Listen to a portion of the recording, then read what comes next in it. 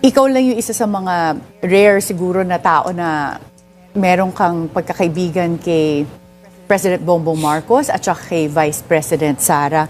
Sinubukan niyo po ba silang ipag-ayos simula nung nagkaroon ng hidwaan itong unit team? Well, nung inumpisa ko yan, ang totoo niyan, Sara, sigurado na mananalo for president. Nobody could beat her. Yan, ha? Very popular at that time. Now, Coming from a very veteran politician, hindi na sabi niya, mananalo yun. Di ba? Kaya nga, sabi nga di ba, naalala nyo, binati ko si Vice President Sara Duterte nung sinabi niya yan, one time. Sinabi niya yan eh. Sabi niya, sa akin na yung presidency. Di ba? Meron siya sinabing ganun eh. It's already mine. Pero, hindi niya tinuloy. Alam mo, noon, yun ang ano eh. Because of the success of Tatay Digong. Kaya, gusto nila tuloy-tuloy and they want VP Sara to run for the president. No, di ba? And alam natin, lahat suporta na eh. Nandun na eh. From the politicians. Kasi wala sila eh. Ano na eh. Yung tao, nasa kanila eh. 80 plus ang ratings ni Pangulong Duterte. So definitely, they want the same. And ganyan naman na nangyari din sa Davao. Di ba? Mayor si Pangulong Duterte, tapos gusto si Vice President si Vice President ang maging sumunod na mayor pag wala na si PRRD. Ganun na nangyari. So tama si si Manong Chabit na talagang eto na yung siya na eh, kanya na yung pagiging presidente. si Bongbong naman, nakiusap si Amy Marcos sa akin na tulungan si Bongbong for his vice presidency dahil dinaya lang, sabi niya, tawagin muna yung mga leaders sa North bago ako. Tingnan ninyo ha. Ang pumipihit. This is, you have to understand, that's why I don't like Amy. I think hindi siya nagsasabi ng totoo sa taong bayan. Hindi, sa tingin ko lang ha. Sa tingin ko lang. That is my opinion. I think meron siyang tinatago na nakakaintindi sila lang. Yung pamilya lang nila. That's why I do not trust her. Okay? Kung makikita niyo dito, Bongbong Marcos is not a strategist. Bongbong Marcos is nothing but kung ano yung pinotray ni Amy Marcos dun sa pelikula niya. He is nothing but somehow is just being puppet by, tingnan nyo ha, sinong pumipihit ng political career ni BBM? Senator Amy. From the very beginning. That's why I do not believe na magkaaway sila ngayon. Ako, I do not believe na magkaiba sila. Yung mga patutsyada ni Amy Marcos, panis, supot, ika nga. Pansinin nyo, hindi niya nga sinisising kapatid niya ever eh. Bakit? Kasi part of the plan.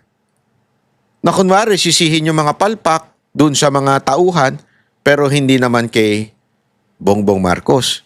Para ang dating, you're sparing your brother para lang, di ba, babanatan mo yung mga gabinete niya. Sa akin, that's stupidity. Kung palpak ang mga cabinet secretary mo, ang palpak yung presidente. Hindi pa pwedeng yan. Hindi pa pwedeng, hindi, palpak lang kasi itong cabinet secretary kaya pumapalpak yung kapulisan. Palpak lang itong cabinet secretary to kaya pumapalpak yung mga justices. Hindi pa pwedeng ganun. Justice, hindi pala justices, sorry. Wrong term.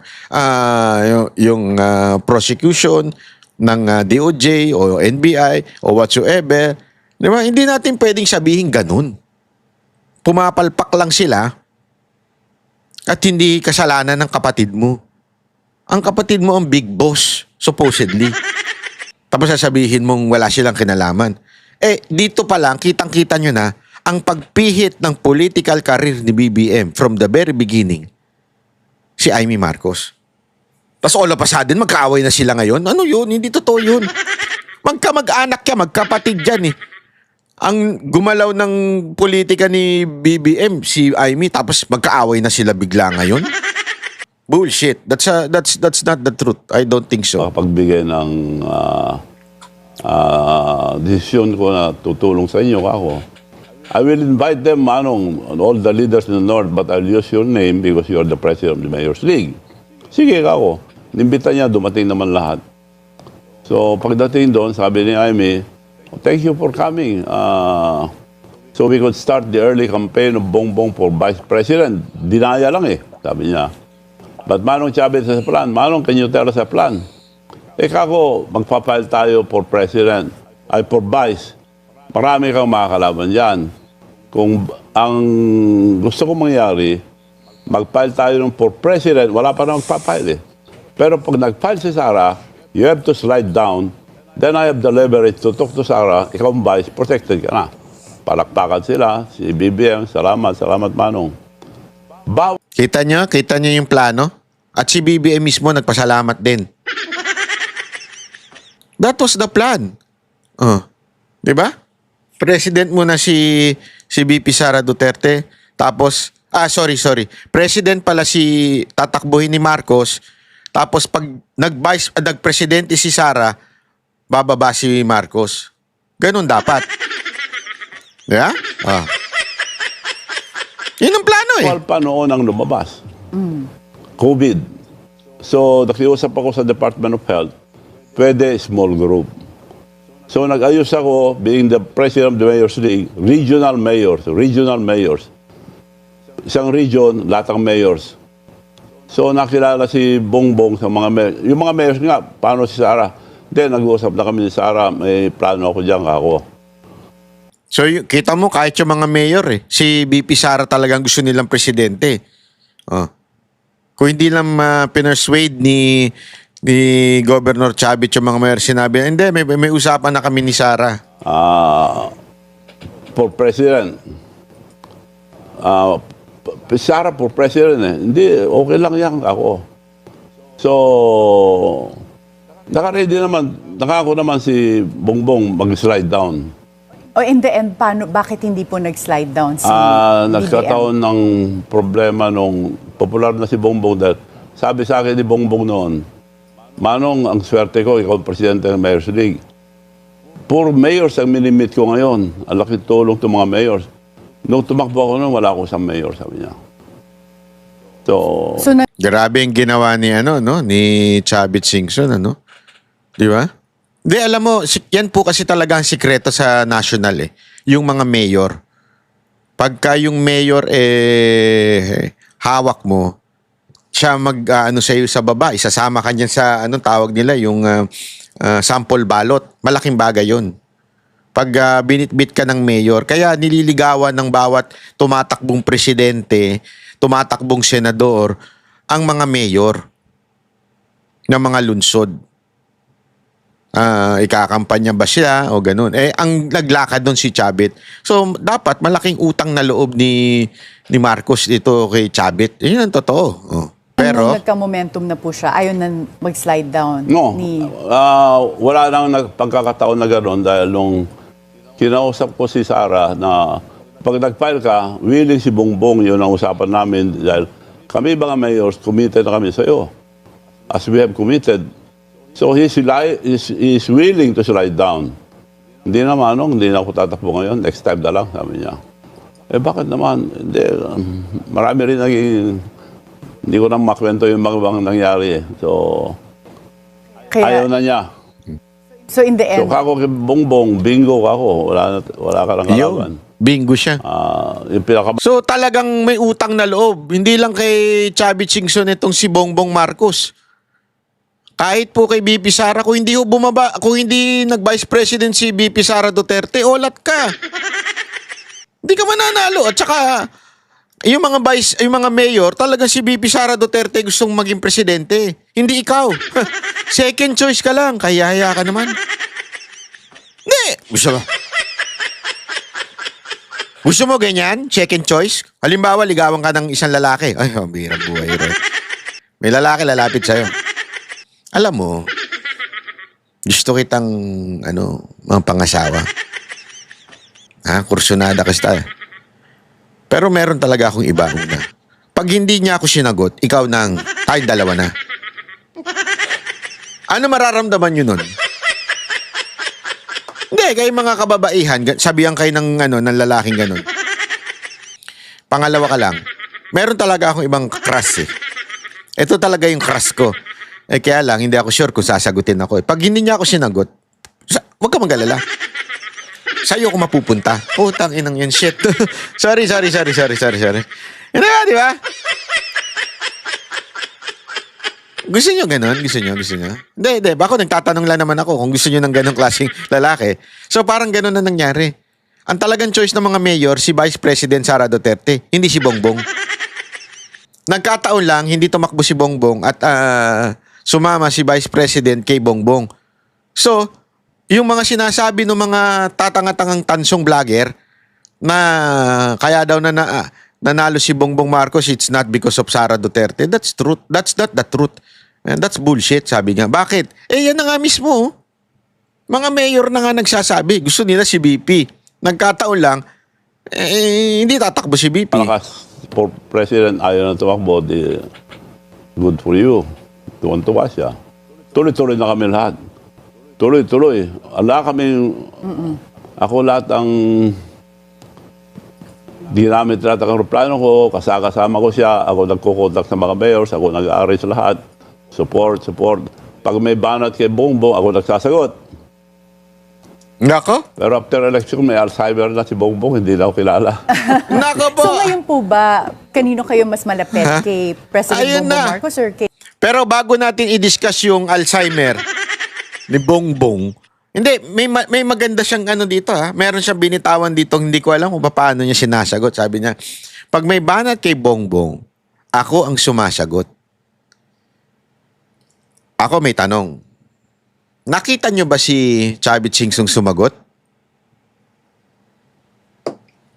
Hindi. So anong ibig sabihin niya ng siyang sumasagot?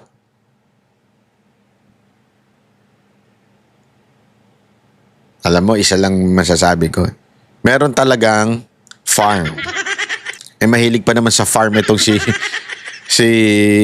Manong Chavit. May farm ng sumasagot. Meron talagang countermeasure sa social media itong grupo ni Marcos.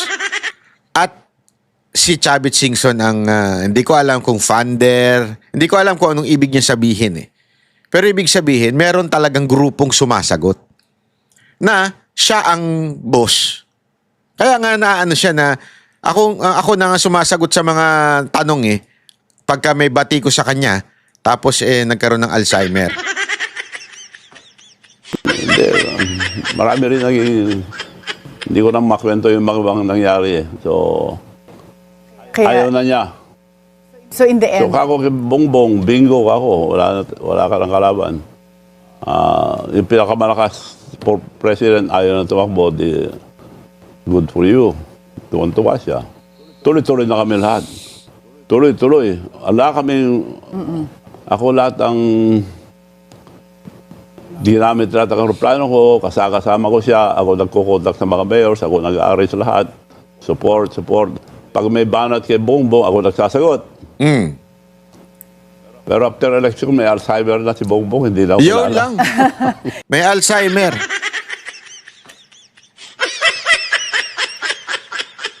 Alam mo, ang nagpabagsak kay Erap, ito si Manong Chavit. Yung mga bitaw niya nun yung mga sinasabi niya, yun ang nagpabagsak dito kay Erap nun. Sa tingin nyo, itong bitaw niyan to. Kasi, si Manong Chavit, hindi ordinaryong tao yan.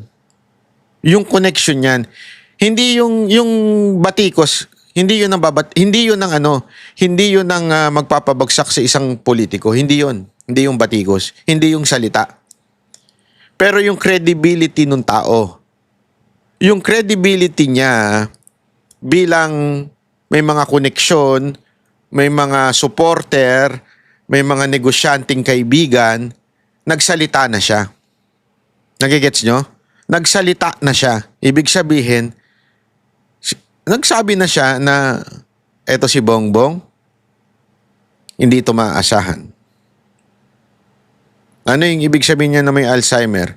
Etong si Bongbong, lahat ng mga pinangakuan nito, ng something, ng mga negosyante, wala. Ito ay walang kwenta.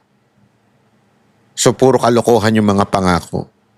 Yun ang sinasabi niya dito eh. Yung pagiging Alzheimer niya. Yun ang punto niya dito. Malaking problema yan. Lalo na sa mga negosyante. Kaya nga nakakatakot yan kasi kung ito ang dating nagpabagsak kay ERAP, yung mga bitaw niya, eh, hindi kaya baka ganyan din ang mangyari. Naku, ayoko naman. Naku. Mahirap yan. Huwag ganyan. Hindi dapat yan. Hindi. Alam mo naman tayo, di tayo pabor sa mga pabagsak eh. Kaya nga ewan ko kung anong mangyayari. So Tingnan ngayon natin. po ba, kanino kayo mas malapit? Kay President Bongbong Marcos or kay Senator Amy? Kasi, kaya lang, malapit naman ako dahil tinutulungan ko sila tuwing eleksyon. So, ito na siguro last na pag-support namin sa mga Marcoses dahil hindi Nako. namin kilala. Yari ka, bata Okay, so ka. ngayon po, ang support nyo kung sakaling tumakbo si Ay, sandali. Kung tumakbo si Amy, baka naman magbago ka, Manong Chabit. Hindi, baka mamaya pag takbo naman ni Amy, bigla ka naman magbago. Huwag ganun. Baka makiusap na naman sa'yo si Amy. Vice President Sara sa 2028 will be with I will Vice support her. President. Okay. Yun. And Manong, Tinanong si Vice President ba, will you support? Naku po, patay. He will support Vice President Sara Duterte. Yun ang gusto. Yan ang gusto natin eh. Pero Manong Chabit, walang bat-bat ha. I will support her but Senator Amy should be the Vice President. Wag naman ganun. Wag ganun. Manong Chabit, wag sanang ganun ha. Okay na yung I will support her kung kahit sino pa yung kanyang Vice President. Wag na yung I will support her pero kailangan Vice President si Senator Amy. Wag po sanang ganun. Manong Chabit ha. Pero syempre, it's your choice. It's your freedom. It's your vote. Pero sana lang. Wish ko lang. Ganun ba? yung kayo rin po yung kilala bilang isang kingmaker, pero yung family mo is also in politics. Yes. So, there was recently a feature wherein nabansagan kayong super obese dynasty kasi sa pamilya ninyo, 23 candidates ang mula sa Singson family sa nakaraang election. Yeah, I would like to explain that. Yes. Noong araw, ayaw kong dynasty. In fact, I'm one of the authors of the anti-dynasty. Hindi na natin yung itatakil dahil ibang issue na yan. Local politics na yan. Sa kanila na yan. O, basta tayo, dun lamang tayo sa national politics sa ating Vice President Sara Duterte. Palakpakan. Maraming salamat kay Manong Chabit at susuportahan niya si Vice President Sara Duterte. Pero sana, ako lang may wish. Sana suportahan niyo rin ako dito sa aking channel.